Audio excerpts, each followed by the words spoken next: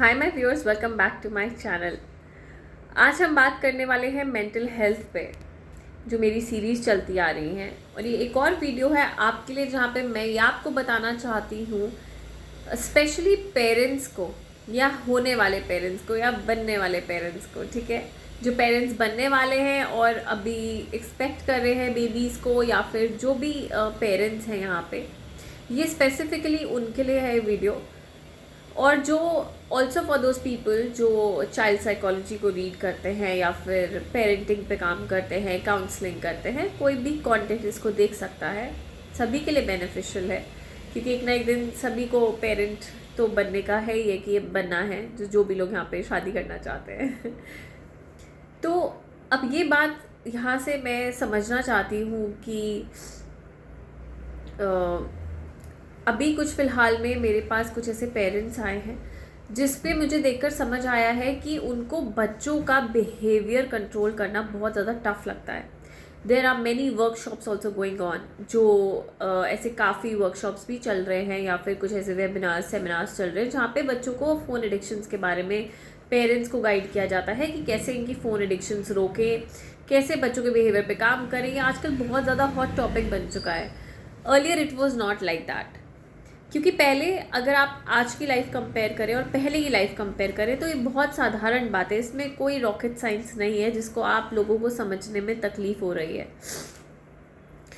Parents हमारी वजह से ऐसे प्रोग्राम्स डेवलप हुए हैं बिकॉज कुछ हमारे ही तरफ से लूप होल्स हैं ऐसे जो हम नहीं देख पा रहे हैं और कंटिन्यूसली उस बिहेवियर को, पैटर्न को फॉलो कर रहे हैं, जिस वजह से चीज़ें ठीक होने की बजाय और बिगड़ती जा रही है। पहली चीज़ ये है कि आपका बच्चा कभी भी एडिक्शन नहीं होल्ड करेगा। They are always energetic. तभी कहते थे कि थोड़ा सा टाइमली बेबी हो जाए, बिकॉज फीमेल बॉडी भी बहुत स्ट्रगल करती है आफ्टर डिलीवरी। कहीं ना कहीं जो लोग नहीं एक्सरसाइज करते हैं उनकी बॉडी थकने लगती है, अलग से रिएक्ट करने लगती है। तो मदर्स को specially and even father of course सभी को करना चाहिए, but here I am talking about parents. तो मदर को, क्योंकि ज़्यादा टाइम बेबी मदर के पास रहता है, तो मदर को अपनी फिटनेस पे ज़रूर काम करना चाहिए, वॉक करना चाहिए, एक्सरसाइजेस करनी चाहिए, even after during the pregnancy, before the pregnancy, even after the pregnancy, ठीक है, आफ्टर द डिलीवरी। तो आप लोगों को लगातार एक्सरसाइज करनी चाहिए, अपने आप को फिट रखना चाहिए, अपने खान पान का खास ध्यान रखना चाहिए। कुछ भी, I know sometimes you hold cravings, आपको क्रेविंग्स आती है, सब आता है, ठीक है, आप वो फुलफिल कर सकते हैं, बट मेजर पोर्शन पे आपको ध्यान देना है कि आप एक अच्छे डाइटिशियन को कंसल्ट कर सकते हैं या फिर आप खुद ही माइंडफुल ईटिंग के थ्रू समझ सकते हैं कि कैसे मुझे क्या खाना अच्छा लगता है। अगर आप फाइबर, प्रोटीन बेस्ड फूड ज़्यादा खाएंगे आपके लिए बेनिफिशियल रहेगा। कोई भी खाना होता है, एक छोटी सी टेक्निक इधर मैं ऐड करूँगी। कोई भी खाना होता है, पहले आप उसको लेकर बैठें, उसको देखें, उसको समझें और फिर उसको मुंह में डालकर थोड़ी देर उसको मुंह में चबाएं, ठीक है, च्यू करें। उसके बाद धीरे धीरे उसको स्वॉलो करें, ताकि आपकी बॉडी आपको ये समझा पाए कि क्या ये मुझे एक्सेप्ट हो रहा है, क्या ये टेस्ट बड्स को सेटिस्फाई कर रहा है। कई बार ऐसे खाना भी खाना पड़ता है जो शायद टेस्ट बड्स को सेटिस्फाई ना करे, but it is very very healthy. तो अपने रूटीन में ये दो चीज़ें लाना बहुत ज़रूरी है, एक डाइट अच्छी और एक न्यूट्रिशनल बनी डाइट और वॉक और exercise. It is very very important. जो महिलाएं बाहर नहीं जाना पसंद करती हैं वो घर में योगा भी कर सकती हैं एक ट्रेनर के अंडर, बिकॉज ट्रेनर से सीखना बहुत ज़रूरी है। कोई भी पॉस्चर्स ऐसे ना हो जाए जिस वजह से आपको कोई इंजरी आ जाए या इंटरनल इश्यूज़ क्रिएट हो जाए, ठीक है। दूसरा जो मुझे समझ आता है कि जब बच्चा बड़ा हो जाता है उसकी हैंडलिंग, देखिए कहा जाता है कि बच्चे जो होते हैं इनिशियल स्टेजेस पे वो मदर की रिफ्लेक्शन होते हैं। अधिकतर मैंने ऐसा पाया है कि बच्चा इरिटेट हो रहा है, क्रैंकी हो रहा है, पेरेंट्स चिल्लाने लगते हैं, सैडली चिल्लाने लगते हैं और उनको डांटने लगते हैं। और समझ भी आता है, क्योंकि बहुत देर तक अगर बच्चा रो रहा है, बहुत देर तक चिड़चिड़ा रहा है, तो गुस्सा आ ही जाता है। पर एट द सेम टाइम आपको ये समझना है, क्या आग आग को बुझा सकती है? नहीं ना। वैसे ही आपका गुस्सा उसके गुस्से को शांत नहीं कर सकता। अगर आपको उसको शांत करना है, आपको उसको एक अच्छी पॉजिटिव एनर्जी देनी पड़ेगी। आपको ये एनर्जी देनी पड़ेगी ताकि उसके बिहेवियरल पैटर्न्स में थोड़ा सा शांतपन आए, वो ये समझे कि अच्छा okay, it's okay, calm down, it's okay, you want to cry, हमें अक्सर ये बोला जाता है लड़कों को कि भैया रोना नहीं है, हम बोलते हैं ना ऐसा लड़कों के लिए, रोते क्यों हो, लड़की हो क्या। ऐसा नहीं करना है। अपने बच्चों को रोने से ना रोकें, अपने बच्चों को इमोशंस एक्सप्रेस करने से ना रोकें। ये पहला स्टेप है जो आप उनको गलत ट्रेनिंग देते हैं। और एडल्टहुड में आते आते, एडोलेसेंस एज को पार करते करते, एडल्टहुड में आते आते वो इतना सप्रेशन सीख जाते हैं कि स्मोकिंग जैसी चीज़ें या फिर ड्रग एब्यूज़ जैसी चीज़ें वो करने लगते हैं। इसलिए सप्रेशन ना सिखाएं, ठीक है। स्ट्रेसेस को बढ़ाता है, अलग अलग बीमारियों को उत्पन्न करता है शरीर में। इन चीज़ों को रोकना है। कभी भी आप ये मत बोले कि रोए मत। रो रहा है बच्चा, उसको रोना आ रहा है इसलिए रो रहा है, वो इमोशंस आ रहे हैं तो वो इमोशन स्टार्ट कर रहा है फील करना, 2 से 2.5 साल तक वो अलग अलग इमोशंस को एक्सप्रेस करना चाहता है, वो अपनी बातों को एक्सप्रेस करना चाहता है, वो नया नया सीख रहा है।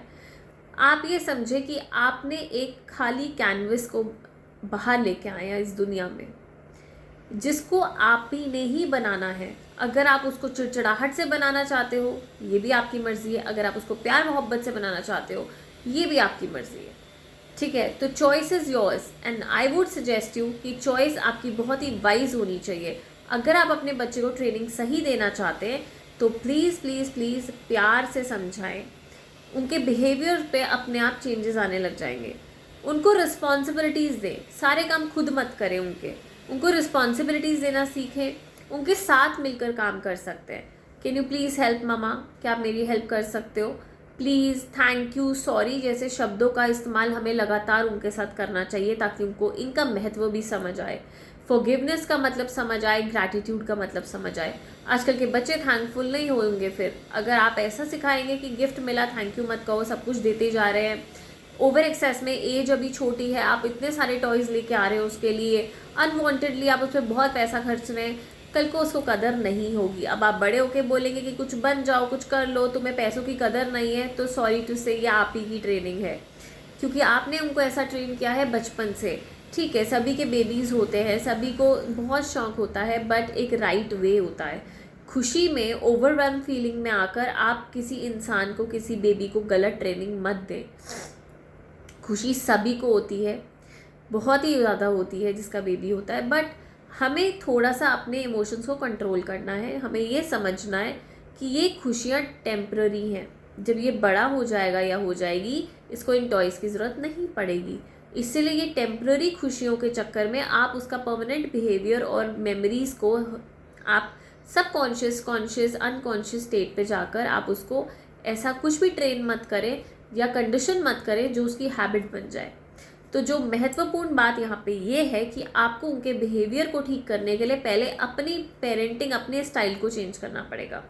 आपको कुछ कुछ चीज़ों का बहुत मेजरली ध्यान देना पड़ेगा कि आपने बेबी पैदा किया है, उसका बचपन है, उसको बच्चे चाहिए। अगर बच्चे नहीं है तो उसको आप चाहिए बच्चों की तरह। आप क्यों ना उनके साथ अपना बचपन जिए। जो भी पेरेंट्स यहाँ पे हैं, अपना बचपन दोबारा से रीलिव करने का मौका मिलता है आपको आपके बिजी शेड्यूल से। तो बच्चों को मोबाइल फ़ोन्स देकर एक सरकाने वाली बात है कि साइड में टिक जाओ, बैठ जाओ और तुम एक काम करो, मोबाइल फ़ोन्स देखो, क्योंकि तुम मुझे बात बोलोगे नहीं। मीटिंग है, बच्चे को मोबाइल दे दो ताकि वो हमें कुछ बोले नहीं। इससे अच्छा आप नानी को रख लें। इससे अच्छा किसी को कुछ देर के लिए उस बेबी को हैंडल करने के लिए दे दीजिए। इससे अच्छा 2-3 घंटे के लिए जब आपकी मीटिंग्स होती हैं या आपका काम शेड्यूल ऐसा है तो आप उसको डे केयर में डाल सकते हैं, अच्छी डे केयर सर्विसेज में।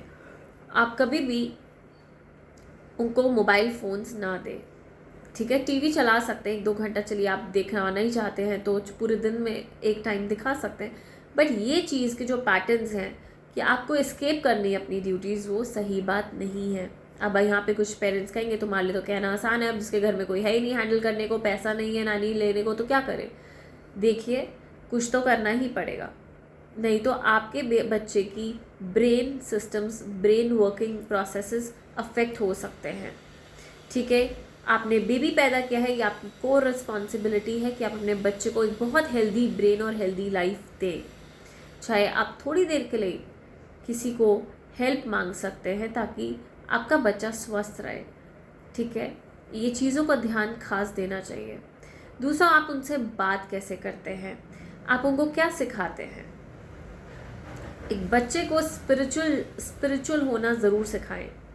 उनको ज़रूर सिखाएं कि कैसे आपको एक अच्छे थॉट्स माइंडसेट के साथ चलना ज़रूरी है, एक पॉजिटिव माइंडसेट के साथ चलना ज़रूरी है, ठीक है, एक ऑप्टिमिस्टिक अप्रोच रखना ज़रूरी है। तो ये सिखाने के लिए आपको स्टोरीज़ जो होती हैं, जब वो उस एज में आ जाते हैं, तो ऐसी ऐसी स्टोरीज़ उनको सुना सकते हैं, अपने हमारे कल्चरल स्टोरीज़ जो हैं, जो भी आपको पसंद आती है, कोई रिलीजियस बेस्ड है, कोई मॉरल बेस्ड है, कुछ भी आपको स्टोरी समझ आती है, कुछ ऐसी स्टोरी सुनाएं जो उनको ये समझ आए कि ठीक है, this is how it is, this is how I should look at the problem. यही तरीका है कि मैं अपनी हर तकलीफ़ को देखना सीखूं। उनको एक पॉजिटिव माइंडसेट दें। उनका माइंडसेट हर चीज़ में एक सॉल्यूशन की तरफ फोकस करे, ना कि प्रॉब्लम को देखने की तरफ, सिर्फ प्रॉब्लम को लेके बैठे रहने की तरफ नहीं। सिमिलरली अब वो ये सब सीखेगा कैसे, जब आप भी यही सेम पैटर्न फॉलो करेंगे। अगर आप सारा दिन अपने उदास होकर चीज़ों को रोते रहेंगे तो आपका बच्चा भी सेम चीज़ें सीखता है। आप जो वर्ड्स उसके साथ वो यूज़ करते हैं, बड़े होकर वो सेम वर्ड्स आपके साथ यूज़ करता है। कुछ लोग को ये भी अलर्ट यहाँ पे डिस्क्लेमर देना चाहूँगी कि कई बार हम अपने बच्चे को जाने अनजाने में कुछ ऐसी बातें सिखाते हैं जो बाद में जाकर हम पे उलटवार करती है। जैसे कि झूठ बोलना। अब हम कहते हैं कि इससे झूठ बोलना कहाँ से सीखा, सिखाया तो आपने। अगर आपके पास कोई आ रहा है या फ़ोन कॉल आ रहा है और आपको बात नहीं करनी, तो बोल दो पापा बाथरूम में है, चाहे आप बाथरूम में हो ना हो। बोल दो पापा बीमार हैं, चाहे पापा बीमार हो ना हो। बोल दो मम्मी अभी यहाँ नहीं है, बाहर गई हैं, चाहे मम्मी घर पे ही हो। तो ये झूठ बोलने की ट्रेनिंग भी आप ही देते हैं। इससे अच्छा आप खुद बोल लें, उनको ना बोलने की अपॉर्चुनिटी दें, क्योंकि वो कल को जो सीखा है वो कल को आप पे ज़रूर आएगा वापस मुड़कर, क्योंकि वो अप्लाई आप पे भी कर सकते हैं ये लर्निंग, क्योंकि ये कंडीशनिंग आपकी ही दी हुई है। ऑल्सो अब जो चीज़ें, ये खास चीज़ों का ध्यान देना है, उनकी फीलिंग्स को ज़रूर सुनना है। कोई बच्चा कुछ भी आपके आगे एक्सप्रेस कर रहा है, उसको ये नहीं कहना ये स्टोरी बना रहा है, कुछ ना कुछ ज़रूर होगा जो वो ये स्टोरी बना रहा है। तो सुनो, हर बात सुनो, चाहे स्टोरी है वो भी सुनो। बच्चे को एक्सप्रेस करने की अपॉर्चुनिटी देना एक माँ बाप के लिए बहुत अच्छी बात होती है। अगर आप उससे हर बात उसकी सुनेंगे और उसको प्यार से समझाएंगे तो आने वाले टाइम पे आपको काफ़ी हेल्प मिलेगी। जब वो एडोलेसेंस एज में होंगे, जब वो ऐसी मुसीबत में फंसे होंगे, तब भी वो आपको याद करेंगे, क्योंकि नहीं, उनको कॉन्फिडेंस आएगा कि हम अपने पेरेंट्स के पास जा सकते हैं। अगर आप उनको नहीं सुनेंगे तो उनको ये कॉन्फिडेंस नहीं आएगा और वो आपसे कभी भी सच नहीं बोलेंगे या अपनी तकलीफ़ नहीं बताएंगे, और वो ब्लंडर पे ब्लंडर करते जाएंगे और वो आपको बाद में पता चलता है। तो प्लीज़ इन चीज़ों का खास ध्यान रखें। ऑल्सो जो अब ट्रेनिंग हो चुकी है, अब एडोलेसेंस एज में ऑलरेडी आ चुके हैं, आप ऐसा कर चुके हैं उनके साथ, तो अब क्या करें? अगर आप ये सब कर चुके हैं गलतियाँ और अब क्या करना चाहते हैं, तो उसका भी सोल्यूशन है, ठीक है। तो कोई बात नहीं, इट्स ओके, हो जाता है, क्योंकि हमें भी ऐसी कई बार ट्रेनिंग दी जाती है। पहली चीज़, आप उनको स्पिरिचुअलिटी की तरफ लेके जाएं, उनको समझाएं कि कैसे लाइफ होती है, उनको दोस्तों की तरह समझाना स्टार्ट करें। अब यहाँ पे टाइम टीचर बनने का नहीं है, यहाँ पे टाइम है कि आप एज अ फ्रेंड उनको समझाएं कि कैसे चीज़ें हो रही हैं। और समझाने के लिए पहले हमें उन्हें समझना ज़रूरी है। अगर आप उनको नहीं समझेंगे, उनकी नहीं सुनेंगे, तो फिर आप उनको समझा भी नहीं पाएंगे। तो पहले उनकी सुने। हर छोटी बात को, अगर वो परेशान हो रहे हैं तो ये मत कीजिए कहें कि ये तो बहुत छोटी सी बात है, इसमें परेशान होने वाली क्या बात है। ऐसा ना कहें, क्योंकि अगर वो किसी बात से परेशान है, मतलब वो ज़रूरी है उनके लिए, आपके लिए ना हो, छोटी सी बात हो, उनके लिए ज़रूरी है। तो हर चीज़ को एड्रेस करें, एक्नॉलेज करें, टाइमली इंटरवेंशंस करें। अगर आपको लगता है काउंसलर पे ले जाने की ज़रूरत है, आपसे हैंडल नहीं हो रहा, तो ज़रूर लेके जाएं, ठीक है। कुछ खास चीज़ों का ध्यान रखें। मैं एक और वीडियो के साथ आऊँगी। आपके साथ जुड़ने के लिए thank you so very much. Stay tuned और मुझे लाइक, शेयर, सब्सक्राइब करना ना भूलें। Thank you.